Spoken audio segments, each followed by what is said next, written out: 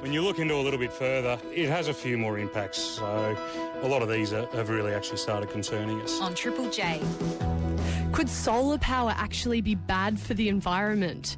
Farmers in Queensland say the solar farms that are popping up around their properties are wrecking prime agricultural land, and not enough is being done to protect it.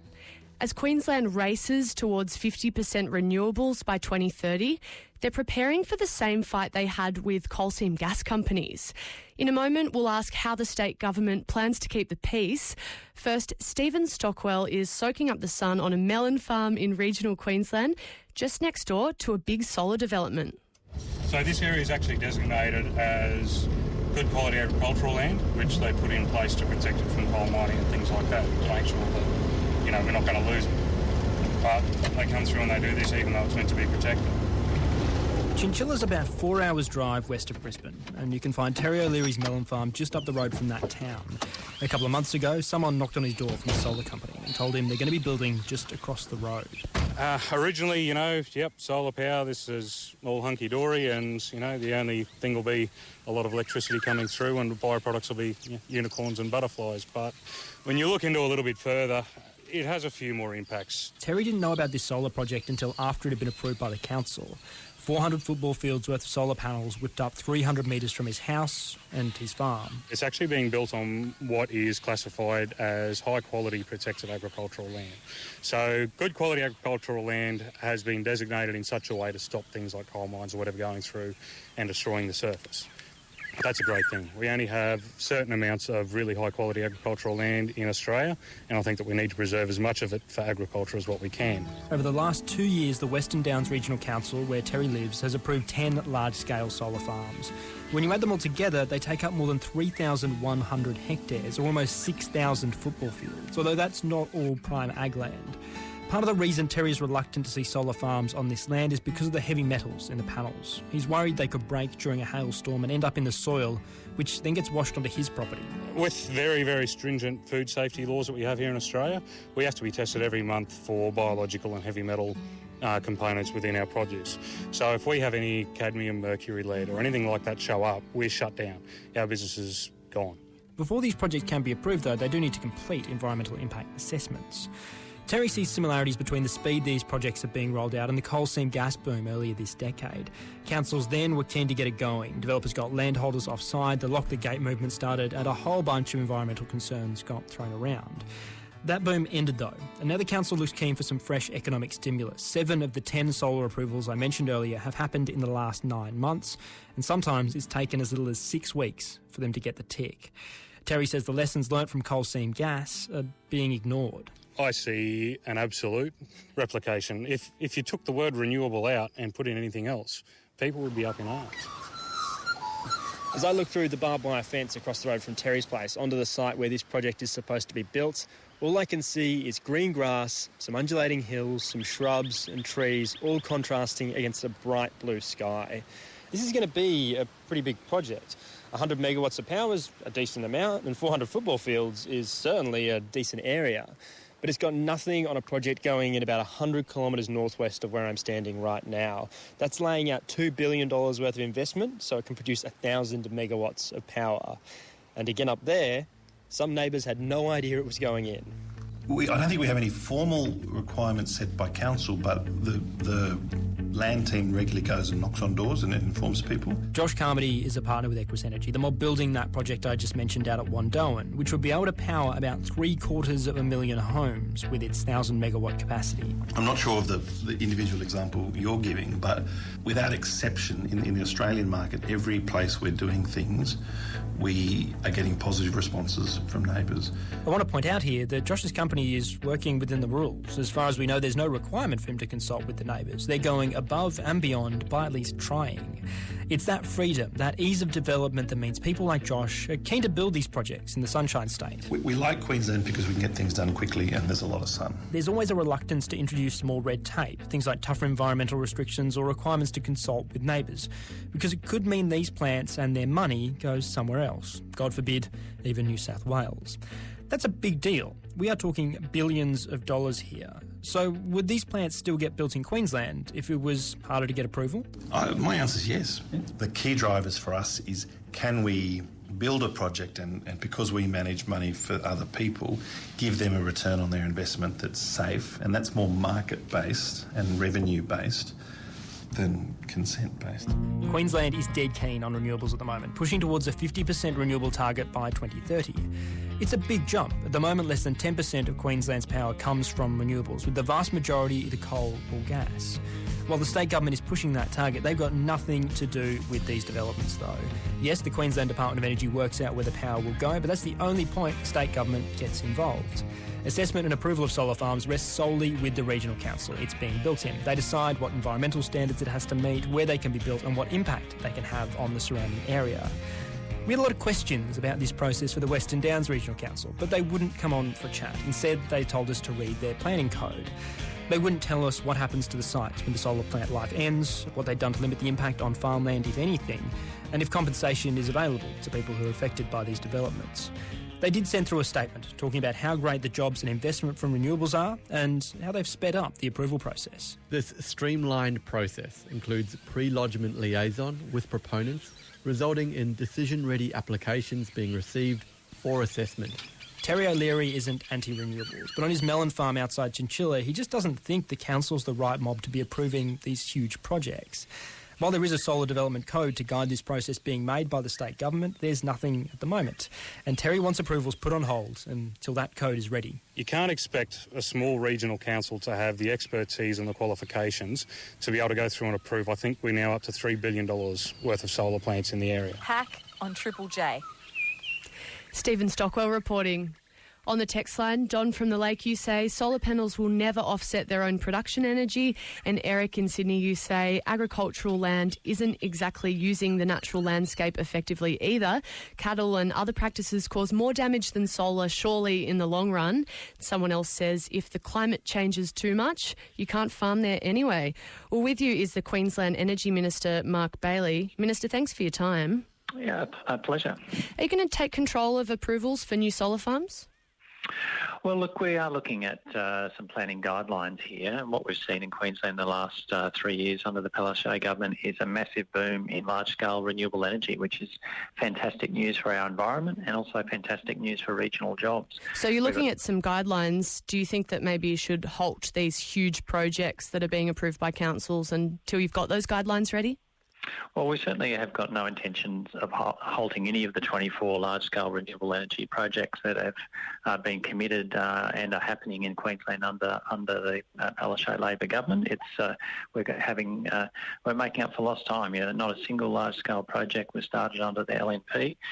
24 in Queensland will be doubling the level of renewable energy in our mix within the next 18 months, which is very exciting. It is fundamentally, it is a council responsibility to do development applications and assessments. Should it be, though? I mean, are small local councils really equipped to deal with this?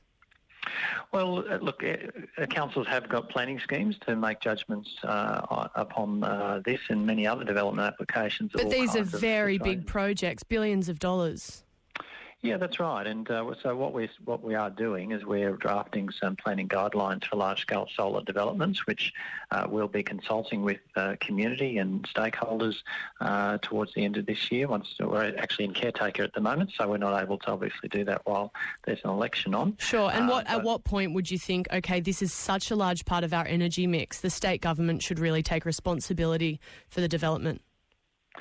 Well, look, we'll need to consider that in that process. I don't want to preempt a process where we'll be engaging with councils and proponents and agricultural groups. We want to involve everybody in this because what we've seen is a boom in renewable energy on a scale that very few people could predict. If you'd asked me 3 years ago if there were going to be 24 large-scale renewable energy projects in Queensland in one term in office under the Palaszczuk government, you'd say ask the councils. I would have been sceptical, but we're seeing a huge level of interest because we've got the best solar resources, some of the best solar resources in the world in Queensland. We're the Sunshine State, so it makes sense to do these projects, and we're seeing. But we're not talking about whether or not to do them. We're talking about how they're done and whether the state government should have some oversight on that. With you is the Queensland Energy Minister, Mark Bailey. Minister, how worried are you about the impacts that we just heard about that these solar farms could have on farming land, on the soil? Look, I've seen no evidence at this point that that's the case. I can understand why the gentleman out there was using CSG as a yardstick, because that's something that they'd experienced there about 10 years ago. But this is a very different situation to that. This is a generation issue rather than a mining issue. They're assessed under entirely different acts. So CSG is assessed under the Environmental Protection Act, whereas this is dealt with under the Planning Act. Soil scientists have talked, though, about the damage that solar farms could do to the ground soil. And I'm just wondering if the government's going to commission research. You said that you don't have any evidence yet. Do you think maybe given the scale of this new industry, it might be time for the government to commission some research? Look, I'm sure with solar farms being built all over the world that there's been a lot of research already. But you just haven't looked at it? Well, it certainly hasn't been. It hasn't been brought to my attention. So therefore, at this point, I can't say that there's been anything significant that's been found. I think I would know about that by this point, because this is technology that is being constructed all over the world. But shouldn't you know either way, rather than just assuming that someone's going to bring it to your attention? Well, look, an individual person having some concerns is one thing. It's another thing for that to be, based on evidence and scientifically based. So, if people have got something along those lines they'd like to present, of course we'd look at that. That's fine. But I've certainly not been made aware of anything that's evidence-based that indicates that would be so. We've talked about the comparisons with CSG, but do you think that Queensland might be rushing too quickly to this 50% renewable target by 2030 at the expense of checks and balances in a new industry? Oh, look, not at all. I think we need to act on climate change now. Carbon emissions are driving more extreme weather events more often. Queensland is one of the most exposed states in Australia, with so much coastline up in the tropics. We need to act on climate change, and we're seeing the falling costs of renewables drive so much investment in new projects, which is what's happening here in Queensland. We're very glad to see that. We've got the Great Barrier Reef, the biggest impact on the Great Barrier Reef. It's not about whether you act or not, though. It's about how you act, and it just doesn't sound like you're looking at any possible concerns that could arise from a new industry. Well, I don't think that's fair. We've got planning guidelines that we'll be consulting people by at the end of this year and early next year, and we'll be. They're not out yet, right? No, that's right. They're being developed. So we acknowledge that stakeholders. Some of their concerns, and we're going to have a look at it in a fully consultative way.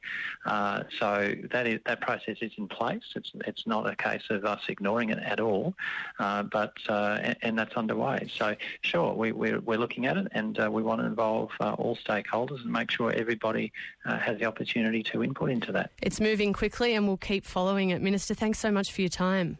A pleasure. Thanks for having me. That was the Queensland Energy Minister, Mark Bailey. On the text line, someone says, this is fabulous, and they're talking about the number of solar farms going up. And Jesse in Launceston, you say, turning farms into renewable energy farms is a stupid idea. You can eat food, you can't eat electricity. Put them where there isn't any farming land. Hack. Unfortunately, a lot of telcos and ISPs are promising the world without actually being able to ensure that their customers can get it. Triple J. You're listening to Hack on Triple J. I'm Sarah McVie. And you might actually be eligible for a cash payout from Telstra. They've announced they'll be compensating more than 40,000 customers after promising NBN speeds they never delivered. And if you have the NBN and it's slower than it should be, I'd love to hear from you. 1300 055536, or you can text me 0439 75 7555. First, Joe Lauder is speaking with one Telstra customer hoping for a payout. To be honest, I don't think I see that many improvements on the internet speed. It's not exactly the high-performing NBN that was really promised. So my name's Daniel. I'm 21 years old. I live in Roxburgh Park in Victoria, and I've been connected to the NBN for about a year. Dan's one of the thousands of Australians who's connected to the national broadband network and has found it, well, kind of disappointing. He's a uni student living at home with his parents, and they switched over last year to the NBN with their existing provider, Telstra. I watch a lot of live sports, obviously stuff like Netflix, YouTube, things like that. And even, actually, this is probably an even more important one, I watched my lectures online. Dan checked out his family's internet bill, and they've even got a speed booster add-on on it, which apparently gets you faster speeds. But when he actually checks the speed online... Yep, so this one's from the 18th of November 2016, which is about a week after. We had a download speed of 23.4 and 23.5, and upload speeds of 5.5. Right, and what about the most recent one that you've done? Yeah, the most recent one I did today, which was around 23.45 down and 5.1 up. So it's about a quarter of the maximum they were promised. While they're not really advertising the exact speed is what you'd get, just the fact that we're sort of being sold on the potential of getting this performance is sort of a bit misleading. And that's exactly what Telstra has admitted today. It's going to compensate a whopping 42,000 customers for their slow NBN speeds, saying it may have engaged in misleading or deceptive conduct by offering people NBN speeds that they can't actually get. It's 5% of their NBN customers. It comes after the ACCC investigated the claims that Telstra was making about maximum speeds. The ACCC found that over half of fibre to the node customers on the fastest Telstra plan of 100 megabits per second download, 40 megabits per second upload were unable to achieve these speed levels. In a statement, Telstra says, "As it is not possible to accurately determine what speed the NBN can deliver to a customer prior to connection, we've been reviewing the speeds to customers who take up a speed boost to their FTTN or FTTB NBN services after connection. We've been undertaking this review since May 2017, and where we identify they cannot attain the benefit of the speed boost, we've been contacting them to provide refunds." HACC also reached out to NBN Co for an interview.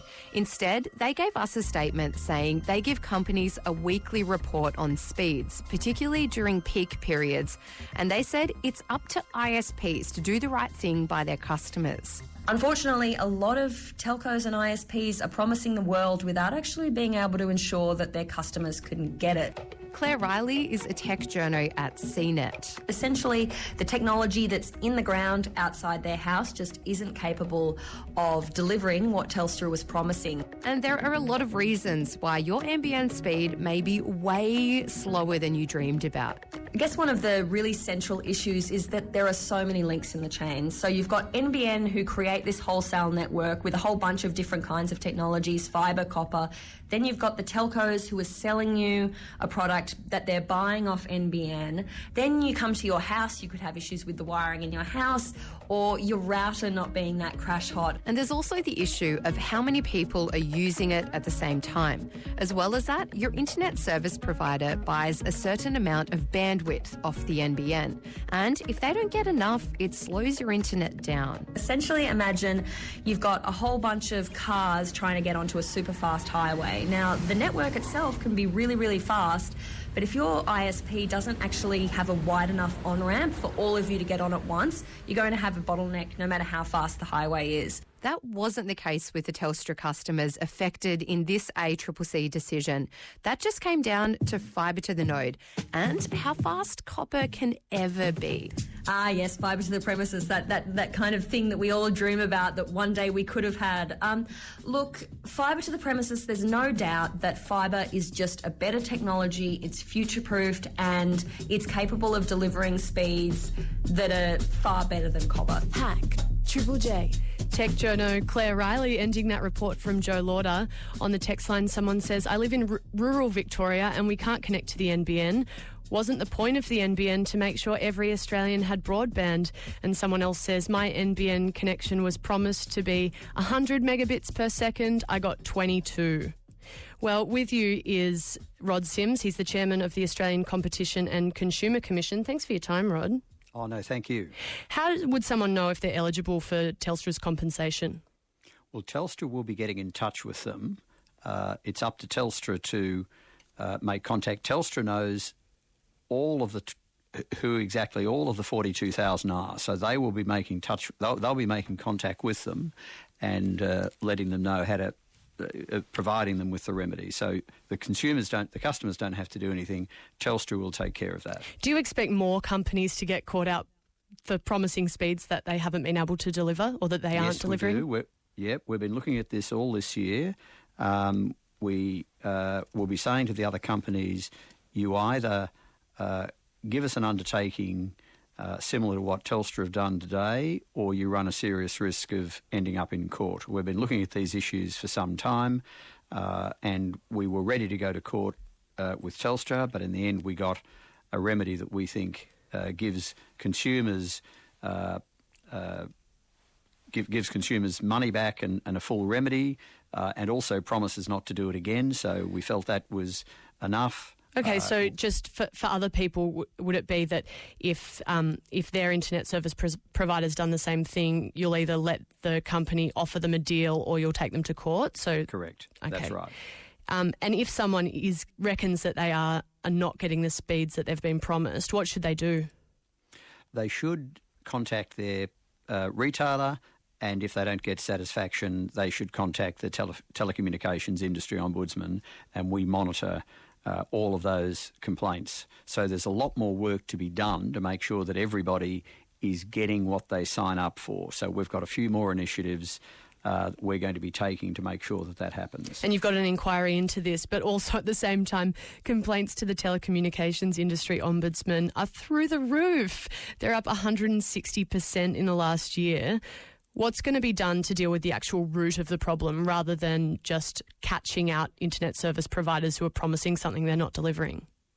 Look, there's three things that have to be done, I'm afraid, to deal with all these problems. One is to stop companies selling services that can't be delivered, and that's what's been done today. Secondly, make sure that companies let you know what minimum speed you can get on the plan you're on. As your telco writer accurately said, where the line can support the service, sometimes the telecommunications companies aren't buying enough capacity off the NBN. So now we've got to deal with that issue to make sure they buy the capacity to support the service they're selling you, and we've made a lot of progress on that. And thirdly, we need to deal with the fact that NBN's fault rectification and activation is done to a better standard, and we're working on that as well. Rod Sims, thanks so much for your time. No, thank you for your time. That was Rod Sims. He's the chairman of the ACCC. Hack. A second global travel company is cutting ties with overseas orphanages as momentum against orphanage tourism builds. Triple J. If you're travelling in a developing country, you might decide to give back while you're there by volunteering at an orphanage. And it can make you feel really good to help vulnerable kids.